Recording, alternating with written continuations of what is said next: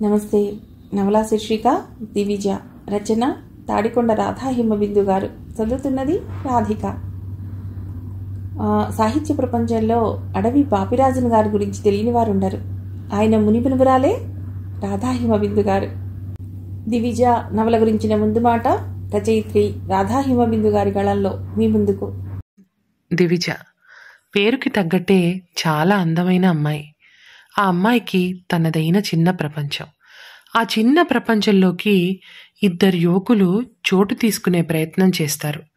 అసలు ఆ ఇద్దరు ఎవరు? దివిజకు వాళ్ళకి ఉన్న పరిచయం ఏమిటి? ఆ పరిచయం ఎటు దారి తీస్తుంది? ఎన్ని మలుపులు తిరుగుతుంది అన్నదే ఈ దివిజ నవల. హాయిగా సరదాగా సాగిపోయే చక్కటి కథ. అసలు ఈ నవల రచన చేయడానికి వెనకున్న ఆలోచన, ఒక మనిషి తన తత్వం వల్లనే తన చుట్టూ ఉన్న స్థితిగతులను సృష్టించుకుంటాడు అని బలంగా నేను నమ్మటం. ఈ కథ మనకి ఆశ్చర్యపోయేలా అనిపించినా, నవ్వుకునేలా చేసినా, చిరాకు పుట్టించినా అది దివిజ మనస్తత్వం వల్లనే. ఈ కథ అంతా దివిజ చుట్టూ తిరుగుతుంది. అందుకనే దివిజ అనే నవల కథలు కథానికలు యూట్యూబ్ ఛానల్ ద్వారా మీ అందరినీ అలరిస్తుందని ఆశిస్తున్నాను. ఆడియో రూపంలో ఎన్నో నవలలను కథలను మీ అందరికీ అందిస్తున్న రాధిక గారి గురించి నేను కొత్తగా తెలియజేయవలసింది ఏమీ లేదు. ఈ సందర్భంగా నా కథని శబ్దరూపంగా మీ అందరికీ అందించడానికి ఎంచుకున్నందుకు వారికి నా హృదయపూర్వక ధన్యవాదాలు. Thank you. Thank you so very much Radha Himabindu గారు. ఇక కథలోకి వెడదామా? ఇదిగో బాబు, తమరు టికెట్ కొనుక్కుని ట్రైన్ ఎక్కలేదు, దర్జాగా పడుకున్నాం లే అంటూ టికెట్ టీటీఆర్ విసుగులకి లేచి కూర్చున్నాడతడు. టీటీఆర్ పక్కనే ఒక అమ్మాయి అందాల చందమామలా ఉంది. ఇదిగో ఇక్కడ కూర్చోమ్మా అన్నాడు ఆ అమ్మాయితో. స్లీపర్ క్లాస్ సైడ్ లోయర్ అది. ఆ అమ్మాయి వచ్చి ఇంకో సీట్ మీద కూర్చుంది. టీటీఆర్ అలా వెళ్ళగానే అతడన్నాడు ఆ అమ్మాయితో, నువ్వెంతిచ్చావు అని.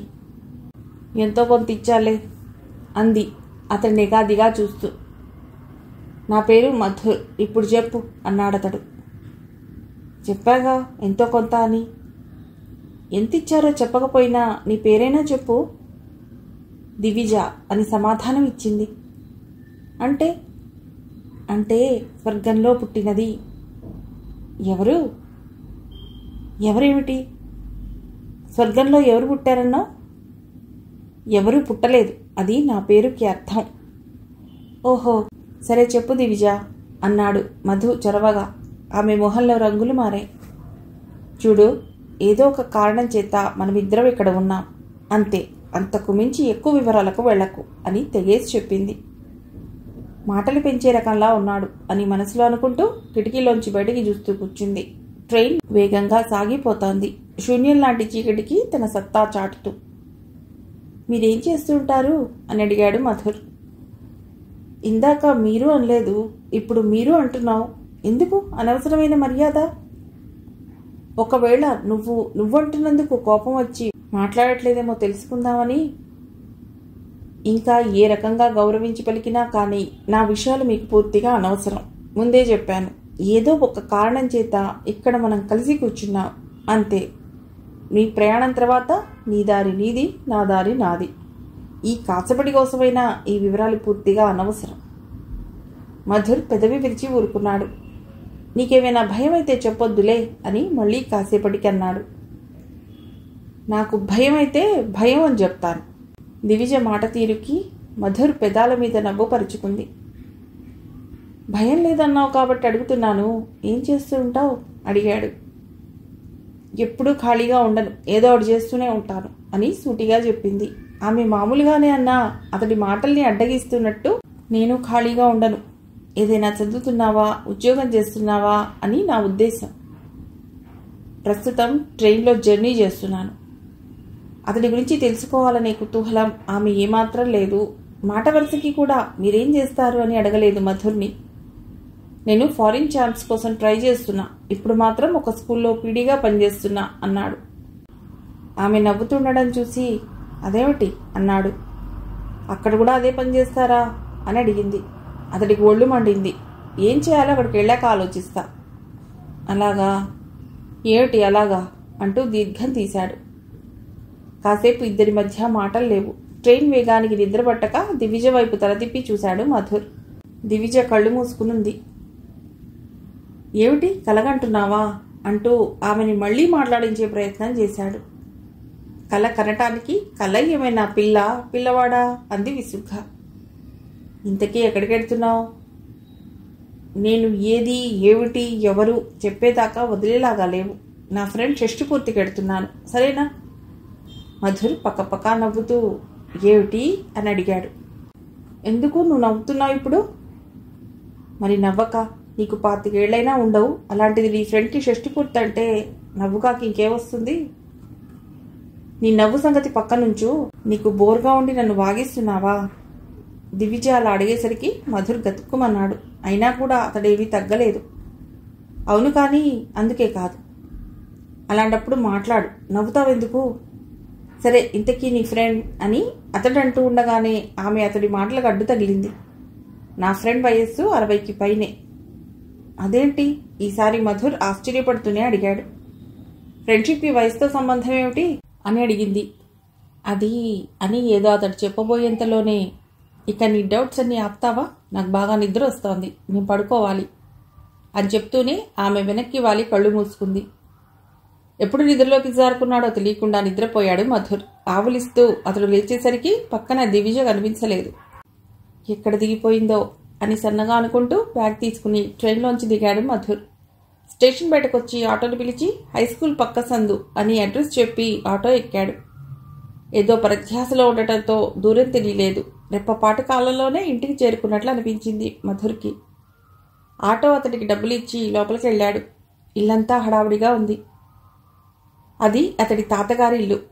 అక్కడ అతడి పెదనాన్న, తండ్రి, మేనత్తలిద్దరూ, వారి వారి కుటుంబాలతో సహా అందరూ ఉన్నారు. మునుపటి సాయంత్రం అతడు స్నేహితులతో కలిసి ఏదో టూర్కి ప్రయాణం అవుతుండగా తల్లి నుండి ఫోన్ కాల్ వచ్చింది. నువ్వు అర్జెంటుగా బయలుదేరి తాతగారింటికి రా. ఏమిటో ఆయనందరికీ ఉత్తరాలు రాసి రమ్మన్నాడు. ఫోన్ల కాలం అన్న సంగతి గుర్తుకురాదు ఈ ముసలాయనకి. ఇలాంటి ఉత్తరాలు మనకే కాదుట, మీ అత్తలిద్దరికీ మీ పెద్దనాన్నకి కూడా వచ్చిందిట. ఏమిటో నాకేమీ అర్థం కావటం లేదు. నువ్వు కూడా ఆలస్యం చేయక వెంటనే అక్కడికి రా అని తల్లి ఫోన్ చేయటంతో తల్లికి అడ్డు చెప్పే అలవాటు ధైర్యం లేని మధుర్ వెంటనే హడావుడిగా దొరికిన ట్రైన్ పట్టుకుని తాతగారి ఊరు చేరుకున్నాడు. మధుర్ని చూడగానే అతడి చెల్లెలు కార్తీక అతడికి ఎదురొచ్చింది. ఎలా వచ్చావురా అని అడిగింది. ట్రైన్లో వచ్చాను. ఇంతకీ తాతయ్య రమ్మని ఎందుకు ఉత్తరాలు రాశారట అందరికీ? బ్యాగ్ చెల్లెలి చేతికి అందిస్తూ అడిగాడు. ఏమోరా, అదే ఇంకా తెలియలేదు. అదేమిటి? తాతయ్య ఊళ్ళో లేడురా, బామ్మ ఒక్కతే ఉంది అని చెప్పింది. 2 రోజుల ముందు మధుర్ తాతగారైన సుదర్శన్ నుండి ఉత్తరాలు అందుకునే ఆయన 4 పిల్లలు తమ పిల్లలతో సహా అక్కడికి వచ్చిన్నారు. పెళ్లి ఇల్లులా కళకళలాడిపోతోంది. సుదర్శన్ భార్య కాత్యాయని మాత్రం పిల్లల్ని, మనవల్ని, వాళ్ళ పిల్లల్ని చూసుకుని మురిసిపోతోంది. ఆవిడ కళ్ళు నక్షత్రాల్లా మెరిసిపోతున్నాయి. మధు, ఎలా ఉన్నావురా అని కాఫీ గ్లాస్తో ఎదురొచ్చి పలకరించింది కాత్యాయని. తాతయ్య ఎందుకు ఉత్తరాలు రాశాడందరికీ? అందరిలాగా వచ్చి రాగానే మధుర్ అదే ప్రశ్న వేశాడు. సుదర్శనం ఉత్తరం ఎందుకు రాశాడా అన్నదే అందరి ప్రశ్న. అందరూ ఒకే చోట చేరడం రొటీన్కి భిన్నంగా కాస్త బాగానే ఉంది. ఖర్చు మనది కాదుగా అని ఎవరి మట్టుకు వాళ్ళు సంతోషపడిపోతున్నారు. మధ్యాహ్నం భోజనాల సమయం వరకు ఎవరో ఒకరు ఉత్తరం ప్రసక్తి తీసుకువస్తూనే ఉన్నారు. ఇక్కడికి రావటం మీకంత బాధగా ఉందా అని కాత్యాయని కళ్ళనీళ్లు పెట్టుకోవటంతో ఇంకెవ్వరూ ఆ మాట అనలేదు. ఒకరిని ఒకరు కలుసుకుని చాలా రోజులు కావటంతో ఏ వయసు వారు ఆయా వయసు వారితో ఒకచోట చేరి కూర్చుని కబుర్లలో పడ్డారు. ఆ ఇంటికి ఒక్కగానొక్క మనవడు మధుర్ చుక్కల్లో చంద్రుడిలా ఆడపిల్లల మధ్య కూర్చున్నాడు. ఏటి బావా ఇక్కడే కూర్చుండిపోయావు అంటూ మధుర్ మరదళ్లలో అందరికంటే సరదాగా ఉండే శశి కవ్విస్తున్నట్టుగా అడిగింది. నీకు బాధగా ఉంటే చెప్పు, వెళ్ళిపోతాను పోనీ అన్నాడు మధుర్. నాకెందుకు బాధ అంది. పోనీ సంతోషంగా ఉందా? బాధ లేదు, సంతోషము లేదు. మరి ఏవీ లేనప్పుడు నీకేమిటి? కాస్త ఇంట్రెస్ట్ ఉందంతే. నీకు కూడా అలాంటిదేమైనా ఉందేమో తెలుసుకుందామని అడిగాను. శశి మాటలు సరదాగా కాక తూపుడుగా అనిపించాయి మధుర్కి. ఆడవారి మాటలకు అర్థాలే వేరంటారు కదా, ఆ వేరే అర్థాలేవైనా వినబడతాయేమోనని ఇక్కడ ఆగిపోయాలే అన్నాడు. అందరూ గొల్లున నవ్వారు. పెద్దవాళ్ళందరూ షేర్లు, ఆస్తుల గురించి మాట్లాడుకుంటున్నారు. కాస్త బాధ్యతలు తిరిగిన వాళ్ళు ఆధ్యాత్మికం గురించి, ఆడపిల్లల చదువు, కెరీర్, ఫ్యాషన్ల గురించి, వీటిలో భాగంగా పెద్దలకు వినపడకుండా మగపిల్లల గురించి మాట్లాడుకుంటున్నారు. ఎంత అల్లరి పిల్లలైనా మధుర్ అక్కడ ఉండటం వాళ్ళకి కాస్త సిగ్గుగా అనిపించింది. అతడొక్కడే మనువడు ఆ ఇంట్లో. మనవలలో ఆడపిల్లలదే డామినేషన్. అతడికి బోరు కొట్టింది. అక్కడి నుంచి వెళ్ళిపోయాడు. ఎందుకో అతడికి దివిజ గుర్తుకొచ్చింది. ఎక్కడ దిగిపోయిందో ఏమిటో. సినిమాల్లోనే ఇలా అమ్మాయిలు కనిపించటం, పక్క సీట్లో కూర్చోవటం జరుగుతుంది. కానీ సినిమాలో అలాంటి అమ్మాయిల్ని మళ్ళీ కలవటం జరగదు కదా అని తనలో తానే చిన్నగా అనుకుంటూ టీవీ ఆన్ చేశాడు మధుర్. ఏంటి బావా, బోరుగా ఉందా? టీవీ దగ్గర ఉండిపోయావు అని అడిగింది శశి నవ్వుతూ వచ్చి. కొంచెం కాదు, చాలా బోరుగా ఉంది అన్నాడు మధుర్.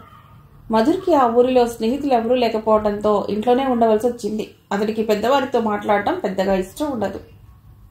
నాకు కూడా కాస్త అలాగే ఉంది. నీకు అలాగే ఉందా? ఏ అంటావేటి? అక్కలందరికీ పెళ్ళిళ్ళు అయిపోయాయి. ఏదో కాసేపు ట్రెండ్ గురించి, కెరీర్ గురించి మాట్లాడినా చివరికి మాత్రం మొగుడు, అత్త, మామ, కుటుంబం వీటి గురించే. అందుకే బోర్. మధుర్ ఆమె మాటలు వింటూ సన్నగా నవ్వుకున్నాడు. ఈ బోర్ నీకు పొద్దున్న అనిపించలేదా మరి? లేదు, నాకైతే ఇక్కడికి రావడమే బోర్గా ఉంది. అతడు సన్నగా అన్న మాటకి శశి పక్కున నవ్వింది. అంతేకాకుండా ఆమె పెద్దగా ఆశ్చర్యపోలేదు. నాకు అంతే అనేసింది తడుముకోకుండా.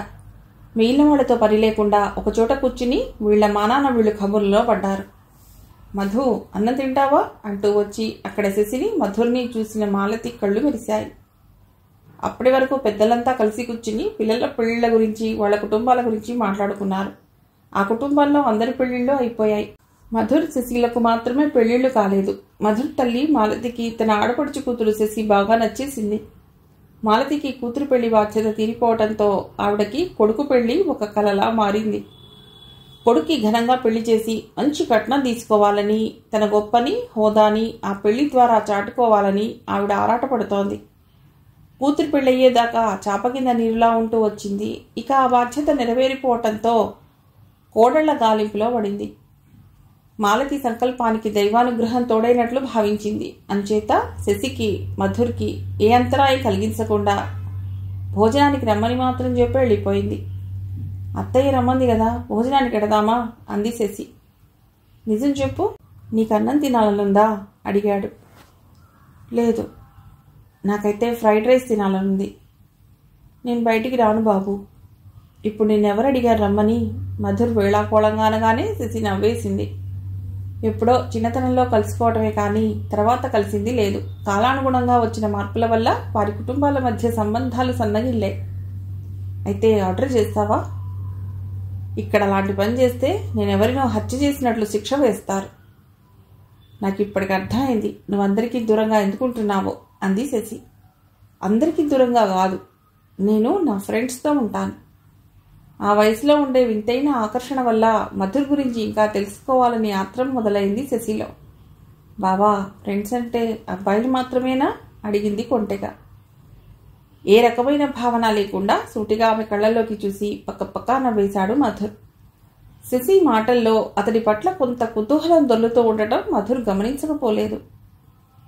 నేను అడిగిన దానికి ఆన్సర్ చెప్పు శశి మళ్ళీ అడిగింది.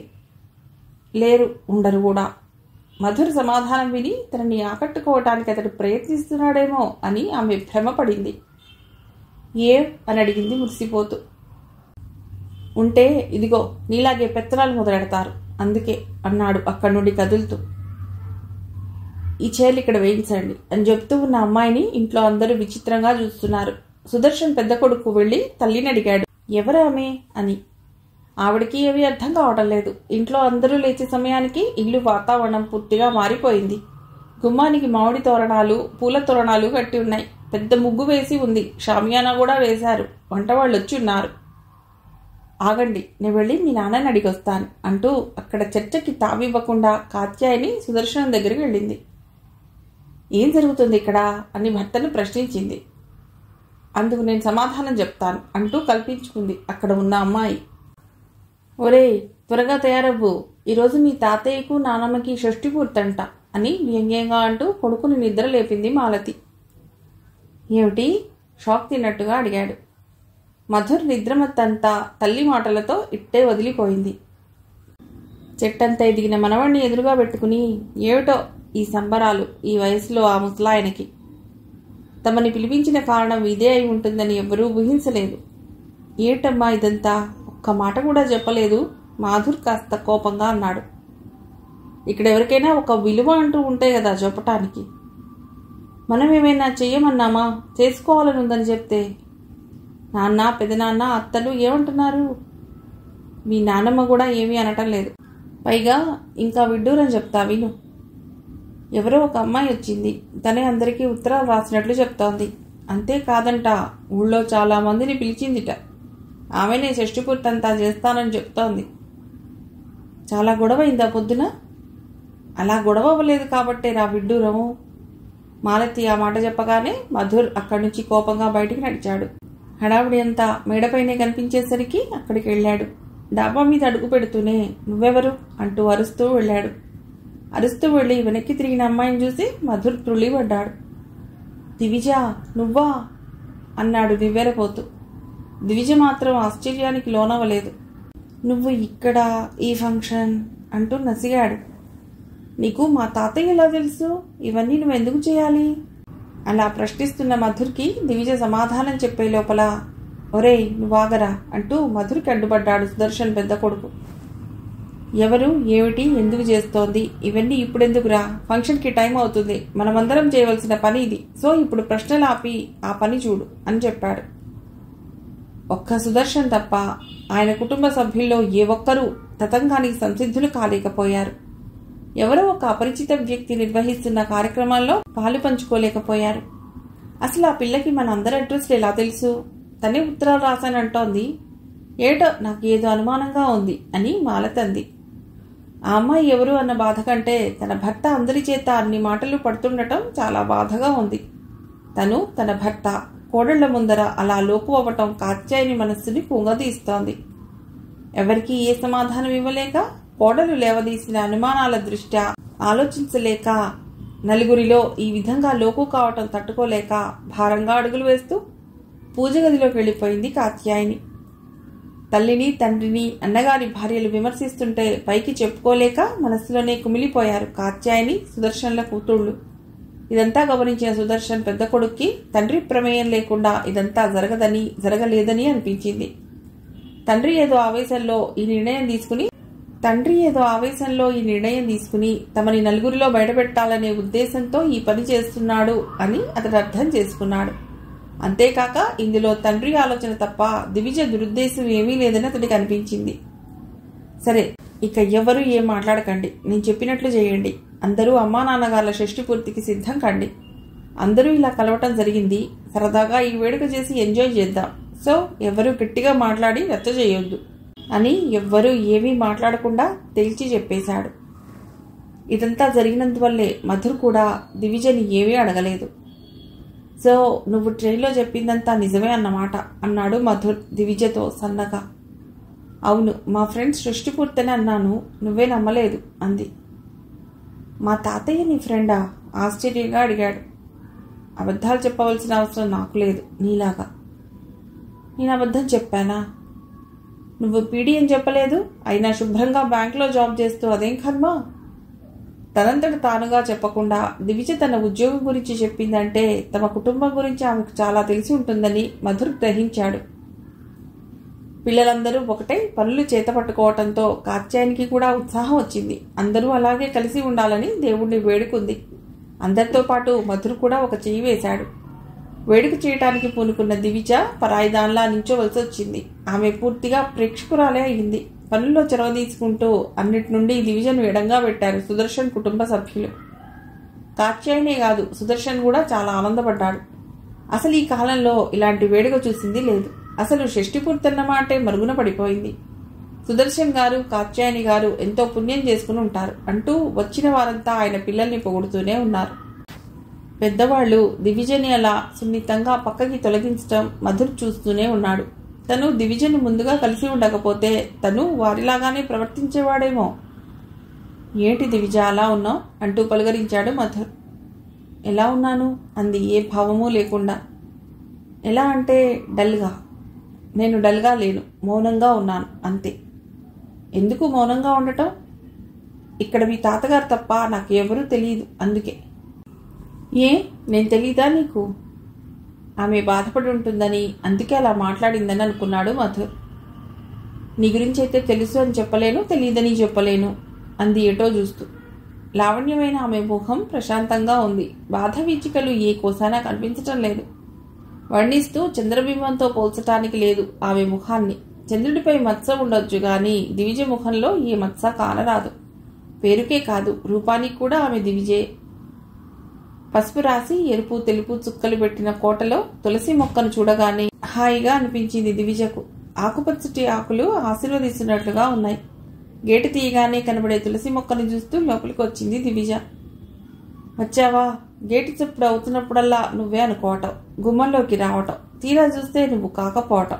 విసుగొచ్చింది ఇంకా నువ్వు రాలేదే అని అంది దివిజ తల్లి సౌభాగ్య. నువ్వెదురు రాలేదేంటి అని నేను అడిగినట్టు మాట్లాడుతున్నావేమిటి అని అడిగింది దివిజ చేతిలోని బ్యాగ్ పక్కన పెడుతూ. అదిగో ఈ రకమైన సమాధానాలే నిన్ను తగ్గించుకోమనేది. అమ్మా, అలసిపోయి వచ్చాను, వాదన ఎందుకమ్మా? ఇలాంటప్పుడు మాటలు వస్తాయి టకటక. అదే మీ నాన్న ఏదైనా అంటే మాత్రం నోరు పెగలదు అని దివిజతో మాట్లాడుతూనే స్టవ్ వెలిగించి గిన్నెలో పాలు పోసి స్టవ్ మీద పెట్టింది సౌభాగ్య. కాఫీకేనా అడిగింది దివిజ. అంటూ ఫిల్టర్లోని డికాషన్ పొంగుతున్న పాలల్లో పోసింది సౌభాగ్య. అవన్నీ పక్కనుంచు, ఇంతకీ షష్ఠి పూర్తి బాగా జరిగిందా? చివరి నిమిషంలో ఆయన పిల్లలు మనవలు కల్పించుకున్నారు. భుజాల మీద పడిన జుట్టుని ముడివేస్తూ చెప్పింది. కల్పించుకున్నారా అంది సౌభాగ్య సాగదీస్తూ. నువ్వు అనుకున్నట్టే అయిందా? అవును, మరి తల్లి తండ్రి మీద హక్కు ఎవరికుంటుంది? పిల్లలకే కదా. నాకైతే ఆ సుదర్శన్ గారి మీదే కోపం. ఎందుకమ్మా? ఇందులో ఆయన తప్పే ఉంది. ఎందుకా? ఇందులో నీ తప్పు ఆయన తప్పు కూడా ఉంది. ఆయనకి పిల్లల మీద ఏమైనా కోపం ఉంటే వాళ్ళని పిలిచి మాట్లాడుకోవాలి, బుద్ధి చెప్పుకోవాలి. లేకపోతే ఆయన పరిస్థితి ఇలా ఉంది అని వ్యక్తం చేయాలి. అంతేగాని పరాయి వాళ్ళని కుటుంబంలోకి రానిచ్చి సొంత పిల్లల్ని అవమానించుకోవటం తప్పు కాదే. వాళ్ళు ఇంకా మంచివాళ్ళు కాబట్టి నిన్నేమీ అనకుండా ఫంక్షన్ చేసి ఉంటారు, కరెక్టేనా అని కూతుర్ని అడిగింది. నన్నేమీ అనలేదు నువ్వు అని నువ్వు ఊహించడం కరెక్టే, కానీ వాళ్ళు చేసినవి అన్నీ కరెక్ట్ కాదు. ఆయన చాలా మంచి మనిషి అమ్మా, నీకు తెలీదు. ఇదిగో ఇలాంటి వాదనలే వద్దు అనేది. నువ్వు చాలా చాలా బ్రతిమాలావనే నేను ఒప్పుకున్నాను. ఆయన ఇలా రమ్మన్నారు, నేనే షష్ఠి పూర్తి చేసినట్లు చెప్పమన్నారు. అంటే అది నీ మీద ప్రేమ కొద్దీ, నీ మీద నమ్మకం కొద్దీ, అంతేగాని నువ్వు చేసింది మాత్రమే నిజమని మాత్రం అనుకోకు దివిజ. ఆయన నీకెక్కడ పరిచయం? ఒక లైబ్రరీలో. మంచివారు, పెద్దవారు, తెలివైన వారు, చాలా కాలంగా తెలిసినవారు. ఆయన బాధ చూడలేక నువ్వు ఆయనకి ఈ చిన్న హెల్ప్ చేస్తానంటే సరేనన్నాను. ఇక ముందు ఇలాంటివేవి పెట్టుకోవద్దు. కుటుంబంలో వాళ్ళలో వాళ్ళు ఎన్నైనా పడతారు, మనం ఎప్పుడూ పరాయి అవుతాం. ఇక నుంచి అక్కర్లేని ప్రామిస్లు చేయకు. అమ్మా, నేను చేసింది, కల్పించుకుంది సుదర్శన్ గారి గురించి, ఆయన మీద గౌరవం కొద్దీ. ఇక అలాంటి అవసరం పడుతుందని, ఆయన మళ్ళీ ఏదో ఒకటి అడుగుతారని నేను అనుకోను. పడినా కూడా నువ్వు హెల్ప్ చేయకూడదు అని నేననుకుంటున్నాను. తల్లి మాటలకి ఇక దివిజ ఎదురు చెప్పలేదు. హలో దివిజ. నేనే అంది ఫోన్ లిఫ్ట్ చేసిన దివిజ. హెవెన్ నుండి ఫోన్ చేస్తున్నాను. భవ్య, నువ్వా? చెప్పు. నేను ఊరికే ఫోన్ చేస్తానా? ఇవాళ ఒక ఆర్డర్ వచ్చింది, నువ్వు రావాలి. సరే, నేను వస్తాను. అమ్మా అంటూ దివిజ వెనక్కి తిరిగేసరికి, ఏమిటి హెవెన్ కా అని అడిగింది సౌభాగ్య. విన్నావా అంది దివిజ గదిలో ఉన్న వార్డ్రోబ్ వైపు నడుస్తూ.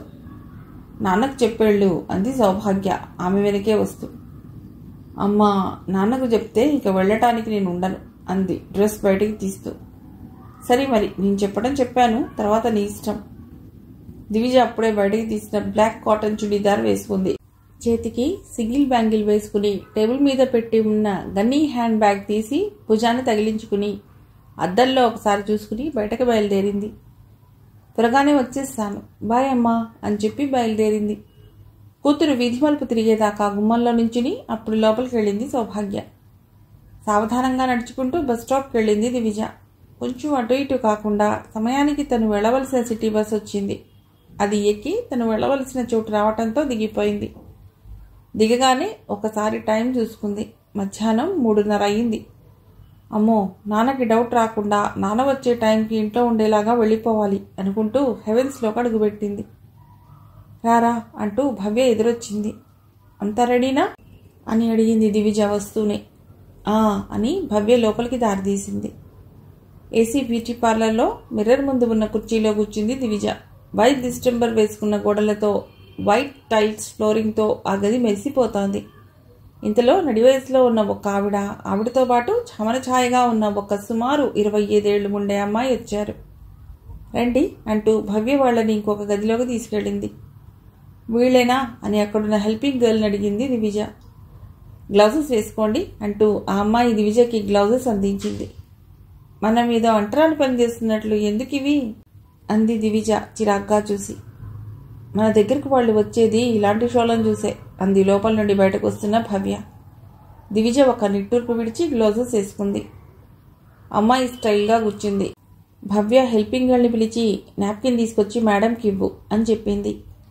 ఆ అమ్మాయి భవ్య చెప్పినట్టే నాప్కిన్ తీసుకొచ్చి కూర్చున్న అమ్మాయి వాళ్ళ డ్రెస్కి గోరింటాకు మరకలు అంటకుండా ఉండే విధంగా వేసింది. ఓకే, స్టార్ట్ చేయొచ్చు అంది ఆమె దివిజను చూస్తూ. దివిజ అమ్మాయి కూర్చున్న చైర్కి దగ్గరగా స్టూల్ లాక్కుని కూర్చుంది. నాకు బ్లీచింగ్ చేయాలి అంది ఆ అమ్మాయితో పాటు వచ్చిన ఆవిడ. ష్యూర్ మేడం, ప్లీజ్ కమ్ అంటూ భవ్య ఆవిడికి చేయవలసిన పని ఇంకొక అమ్మాయికి అప్పగించింది. దివిజ మెహందీ కొన్ని పట్టుకుని చక్కచక్క మెహందీ వేస్తోంది. బ్రైడల్ డిజైన్ అని చెప్పింది ఆ అమ్మాయి. తెలుసు అంది దివిజ. దివిజని ఆమె కోన్ పట్టుకునే విధానాన్ని, డిజైన్ని మార్చి మార్చి చూస్తూ ఉంది ఆ అమ్మాయి. ఆ అమ్మాయి చేతిలో మ్యాంగో బూటాలు చూస్తుండగా చోటు చేసుకున్నాయి. ఒక చేతిలో పూర్తి చేసి ఇంకొక చేతిలోనూ ఇంచుమించు అలాంటి డిజైన్నే పెట్టింది. ఒక 3 గంటలు పూర్తయ్యేసరికి మెహందీ పెట్టడం పూర్తయింది. చాలా బాగుంది, ఎక్కడ నేర్చుకున్నావు అని అడిగింది ఆ అమ్మాయి దివిజని. థ్యాంక్ యూ అని ఊరుకుంది దివిజ. వాళ్ళు వెళ్ళగానే భవ్య దివిజ చేతికి కొంత డబ్బులు అందించింది. ఇప్పటికే లేట్ అయింది, ఇక నేను బయలుదేరుతాను అని దివిజ అంటూ ఉంటే, ఆగు, కాస్త టీ తాగి వెళ్ళొచ్చు అంది భవ్య. సారీ, నేను వెళ్ళాలి, నాన్న వచ్చేస్తారు, బాయ్ అని చెప్పి ఆ బ్యూటీ పార్లర్ నుండి బయటకు అడుగుపెట్టిన దివిజ ఎదురుగా ఉన్న తండ్రిని చూసి తెల్లబోయింది. సౌభాగ్య, సౌభాగ్య ఇంట్లోకి అడుగుపెడుతూనే కసురుతున్నట్టు అరిచాడు దివిజ తండ్రి చక్రధర్. వస్తున్నాను అంటూ పరుగులాంటి నడకతో లోపల నుండి బయటకు వచ్చింది సౌభాగ్య. నువ్వు నేను చెప్పిన మాట జన్మలో వినవు కదా అంటూ చక్రధర్ విసుక్కున్నాడు ఆమెని. ఇప్పుడు నేనేం వినలేదు మీరు చెప్పింది అని అడిగింది సౌభాగ్య. ఏం లేదమ్మా అంది దివిజ కాళ్ళు కడుక్కుని లోపలికి వస్తూ. సౌభాగ్యకి ఏదో అర్థమైనట్లు తలాడించింది. నువ్వు నోర్మై కసురుతున్నట్టుగా అన్నాడు చక్రధర్. కర్మ అని సన్నగా అనుకుంటూ డ్రెస్ మార్చుకునేందుకు లోపలికి వెళ్ళింది దివిజ. నోర్మై అని చెప్పింది నీ కాదు, నీ కూతురికి అన్నాడు చక్రధర్ సోఫాలో కూర్చుని షూలేస్ విప్పుకుంటూ. ఏమిటో చెప్పండి చక్రధర్ మంటను చల్లార్చగలిగేంత చల్లగా అడిగింది సౌభాగ్య. బుద్ధిగా చదువుకోవే అంటే వినదు, ఇష్టమైన పని కష్టంగా అనిపించదు అంటూ ఆ గోరింటాకు పెట్టడానికి ఒప్పుకుంది. దీంతో పెద్ద తలనొప్పి అయిపోయింది నాకు అన్నాడు తలగొట్టుకుంటూ. దాని చదువు అయిపోయింది కదా, డిగ్రీ ఒకటే సరిపోదు ఈ రోజుల్లో. ఒక మనిషి సెటిల్ అవ్వాలంటే ఎన్నెన్నో చదవాలి, ఏవేవో నేర్చుకోవాలి. ఇప్పుడు అది ఉద్యోగం చేసి ఎవరిని పోషించాలి, మిమ్మల్నా నన్నా అని అడిగింది చక్రధర్ మాటల్ని వేళాకోళంగా తీసి పారేస్తూ. దివిజ కాస్త గట్టిగానే పిలిచాడు చక్రధర్.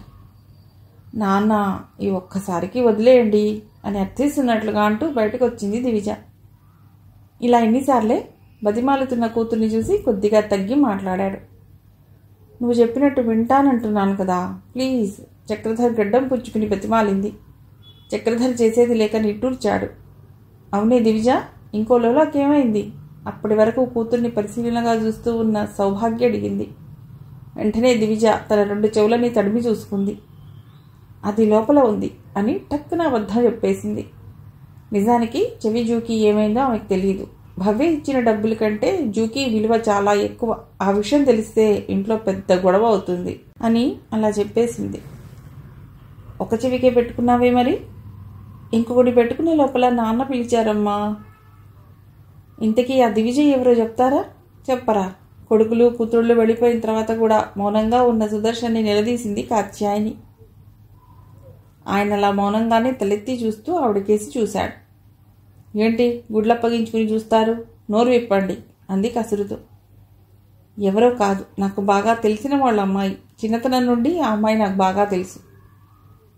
తెలిసిన వాళ్ళ అమ్మాయి అంటారు కానీ నిజం మాత్రం చెప్పడం లేదు.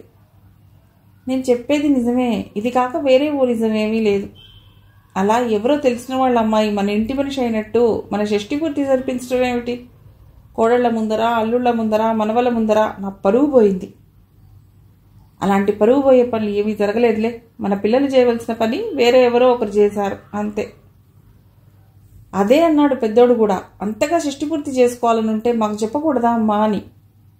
ఓహో, వాడికి అలా అర్థమైందా? అది ఇది అంటున్నారు, నానుస్తున్నారు, కానీ విషయం మాత్రం చెప్పరే. మిమ్మల్నే చెప్పండి అని సుదర్శనం భుజం గట్టిగా కుదిపింది.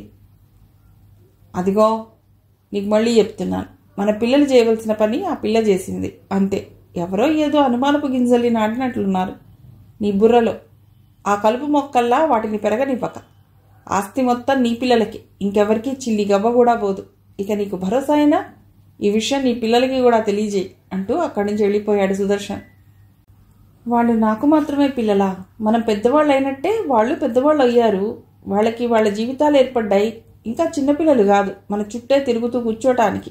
తీర్చుకోవాల్సిన బాధ్యతలు కూడా వాళ్ళ మీద చాలానే ఉన్నాయి. వాళ్ళ పాటికి వాళ్ళు బతుకుతున్నారు, మన మీద ఆధారపడి బతికే స్థితిలో లేరు అని అనుకోక ఎందుకొచ్చిన బాధ ఇది? ఏదో పద్ధతైన వాళ్ళు గనక నలుగురిలో మిమ్మల్ని నిలదీయక మీరు చేసిన పనిని బయటపెట్టకుండా వేడుక చేసుకుని వెళ్ళిపోయారు. ఇక మీదట వాళ్ళని ఇబ్బంది పెట్టే పని ఏదైనా మీరు చేస్తే నేను ఊరుకోను. సుదర్శన్ వింటున్నది లేనిది ఆమెకు తెలియదు, కానీ తను చెప్పాలనుకున్న విషయాలని, ఆమె మనసులోని మాటలను అలా పైకి చెప్పేసింది కాత్యాయని. మీ చెల్లెలి కూతురు చాలా బాగుంది కదండి, బంగారపు ముద్ద. శశిని పొగట్టం మొదలెట్టింది మాలతి. ఇంటికి వచ్చిన దగ్గర నుండి ఇదే మాట చెప్తున్నావు, నన్ను నిద్రపోనివ్వవే అంటూ పక్కకు బొత్తిగిల్లి పడుకున్నాడు శరత్. ఆ కాడికి నీకేనా నిద్ర వస్తుంది అంటూ లేచి కూర్చుంది. ఇప్పుడు నీ గోడేమిటే చెప్పు.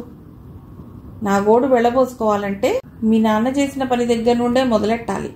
మొన్న మీ అమ్మ వాళ్ళ వీధిలో ఉంటున్న మా వేలు విడిచిన మేనత్త కూతురు అడిగింది నన్ను, చెప్పుకుంటే సిగ్గుచేటు అంది సాగదీస్తూ. ఏమిటి నీకంత సిగ్గు తెచ్చిపెట్టేది? ఏటా మీ ముద్దుల నాన్న ఆ పిల్ల చేత షష్ఠి పూర్తి వెలగబెట్టించుకోవటం ఏమిటి ఆయన చేసిన పనికి అర్థం? కొడుకులు చచ్చిపోయారని అనుకుంటున్నాడా? వెళ్ళి ఆయన్ని అడుగు, చెప్తాడు. ఆ పిల్ల ఎవరో చెప్పాడు కదా, ఏమై చచ్చింది చెప్పటానికి? ఈ వయసులో అన్ని డబ్బులు తగలేసుకోకపోతే కృష్ణారామ అనుకోక. చి, ఆ డబ్బులు ఆ పిల్లవి. మరే నీకు చెప్పింది. అయినా అన్నయ్య ఇంకా ఆ పిల్ల గురించి మర్చిపోమని ఆ రోజే చెప్పాడా? తను ఫోజు కొట్టడానికి అలా చెప్పాడులే. అయినా ఇవన్నీ ఆ పిల్ల ఎందుకు చేసిందంటారు? ఇందులో ఏదో రహస్యం ఉంది అంటూ ఏదో ఆలోచనలో పడింది మాలతి. ఆవిడ ఆలోచనలు శశి మీద నుండి దివిజ మీదకు మళ్ళాయి. గడియారంలోని ముళ్ళలాగే ఆలోచనలు అలుపు లేకుండా సాగిపోతున్నాయి. ఆవిడ పక్కనే హాయిగా నిద్రపోతున్నాడు శరత్. మాలతి మాత్రం కూర్చుని ఏవో లెక్కలు వేస్తోంది ఆస్తుల గురించి. ఇదిగో ఆ ముద్దు నిద్ర ఏమిటండి అంటూ భర్తని నిద్రలో నుండి లేపింది. అబ్బా ఏమిటే అంటూ కునికిపాట్లు పడుతూ కూర్చున్నాడు శరత్.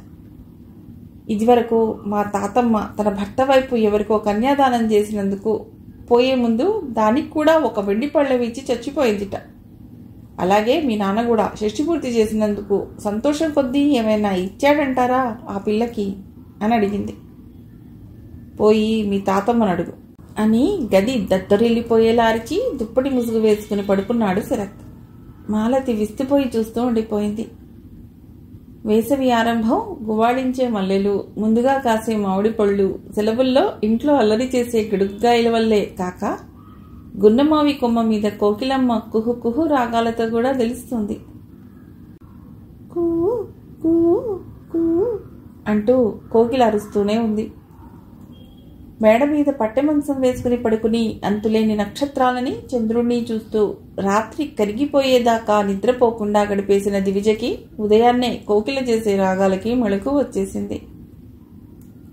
దుప్పటి ముసుగులోంచి తల ఒక్కటే బయటపెట్టి చూసింది. ఆకాశం తెల్లగా సాదాసీదాగా ఉంది. కోకిల కూ కూ అని అరుస్తూనే ఉంది. తన పాటకు ఎవరో ఒకరు కితాబిచ్చేదాకా ఊరుకునేట్టు లేదు. అబ్బా అని గట్టిగా అరిచింది దివిజ. కోకిల కూతలో ఏ మార్పు లేదు. విసుగ్గా లేచి కప్పుకున్న దుప్పటిని భుజాల చుట్టూ వేసుకుని బద్ధకంగా కిందికి నడిచొచ్చింది.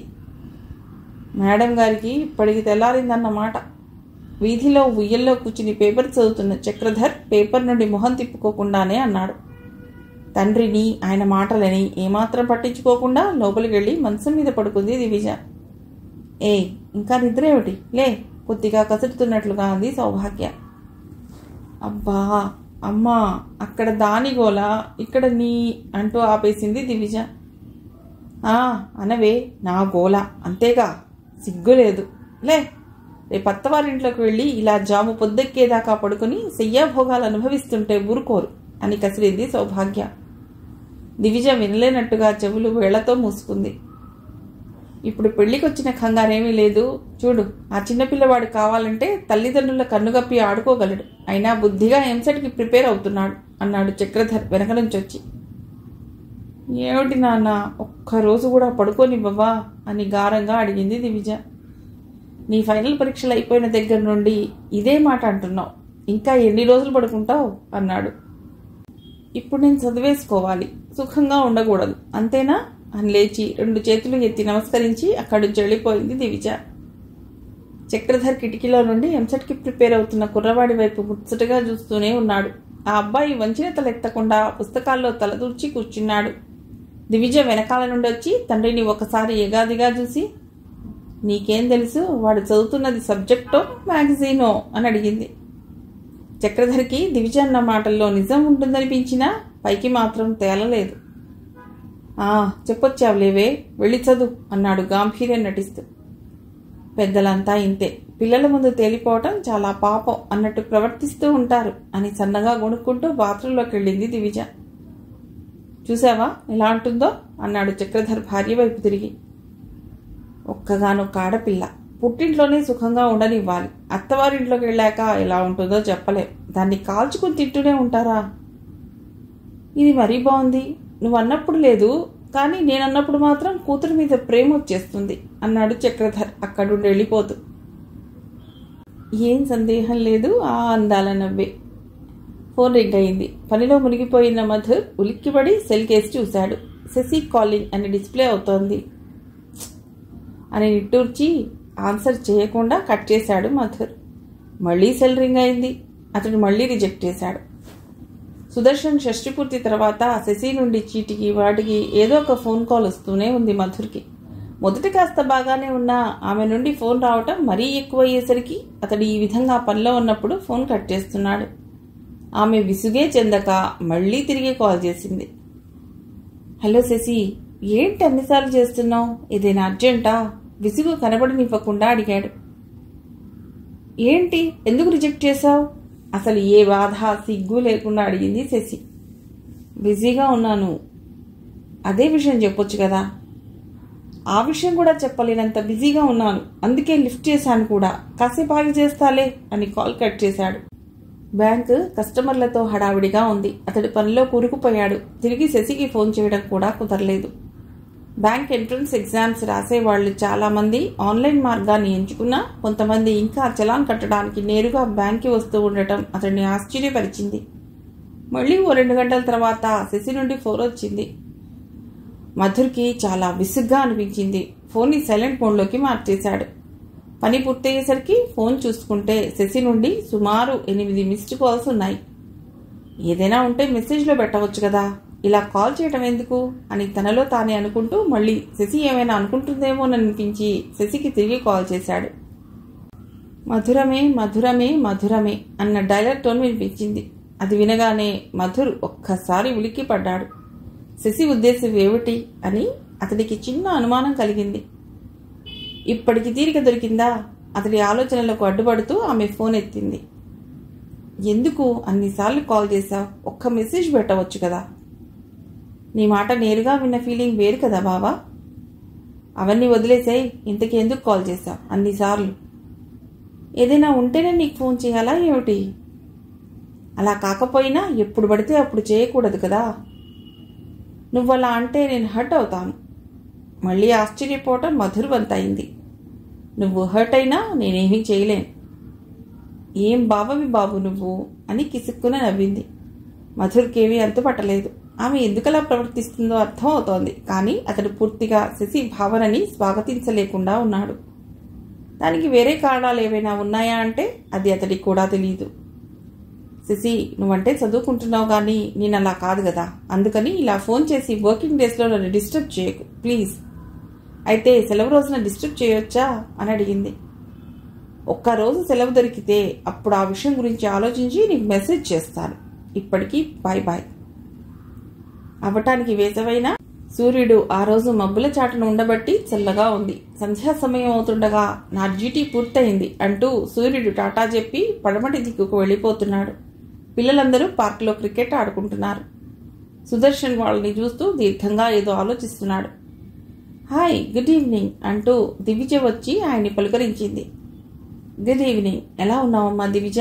చాలా రోజులైంది నిన్ను చూసి, కలిసి మాట్లాడి అన్నాడు సుదర్శన్. అవును, చాలా రోజులైంది మనం కలిసి. నేను అడగగానే నువ్వు చేసిన హెల్ప్కి చాలా థ్యాంక్స్ అమ్మా. ఇందులో థ్యాంక్స్ చెప్పేంత పెద్ద విషయం ఏముంది? మీరేం ఆలోచిస్తున్నారో, ఎందుకు ఆ పని చేశారో అది మీ పిల్లలు అర్థం చేసుకుంటే అంతే చాలు. ఇక్కడ కూర్చో అంటూ ఆయన తను కూర్చున్న బెంచ్ మీద కొద్దిగా పక్కకి జరిగాడు. దివిజ వచ్చి అక్కడే కూర్చుంది. మీ పిల్లలు ఎవరైనా ఆ తర్వాత ఫోన్ చేశారా అని అడిగింది సుదర్శన్ చాలాసేపటి వరకు ఏమీ మాట్లాడకపోవటంతో. సుదర్శన్ ఒక నిట్టూర్పు విడిచి వాళ్ళెవరూ చేయరమ్మా అన్నాడు. దివిజకు ఆయన్ని చూస్తే చాలా జాలేసింది. మీ వైఫ్ ఎలా ఉన్నారు అని అడిగింది. బాగానే ఉంది. మీరు ఇదివరకటి మీద చాలా డల్గా కనిపిస్తున్నారు. అయ్యుండొచ్చు, షష్టి పూర్తి అని కాదు కానీ నేను నిన్ను ఇన్వాల్వ్ చేయటం నా పిల్లలు ఎవరికీ నచ్చలేదు.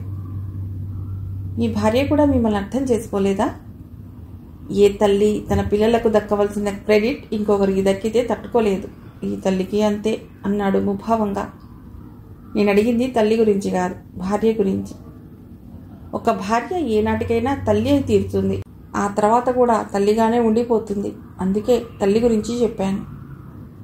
సుదర్శన్ మాటలు దివిజకి అర్థం అవనట్లుగా అర్థమయ్యాయి. మాటలను కుంగదీస్తున్న గుండెలోని భారాన్ని, పెద్దరికం బయటపెట్టనివ్వని బాధను దివిజ సరిగ్గా గమనించలేకపోయింది. అనంతమైన ఆకాశం కేసి తలెత్తి చూస్తున్నాడు సుదర్శన్. తనతో పుస్తకాల గురించి, మామూలు విషయాల గురించి చర్చించి సమయం గడిపే దివిజ అంటే సుదర్శన్కి చాలా గౌరవం, ఇష్టం, అలాగే చనువు కూడా. అదే చనువుతో తానే అన్ని ఏర్పాట్లు చేసుకుని దివిజ ఆ షష్టి పూర్తికి అన్నీ చేసినట్టు అందరికీ చెప్పమని సుదర్శన్ కోరాడు. సుదర్శన్ అంటే అంతే గౌరవం గల దివిజ ఆయన మాటలను కాదనలేకపోయింది. తన చేత ఈ పనిని చేయించిన సుదర్శన్ సాధించేదేమిటి? ఎందుకు ఆయన ఇలా చేస్తున్నాడు? ఆయన చర్య వెనుక దాగి ఉన్న ఆలోచన ఏమిటి?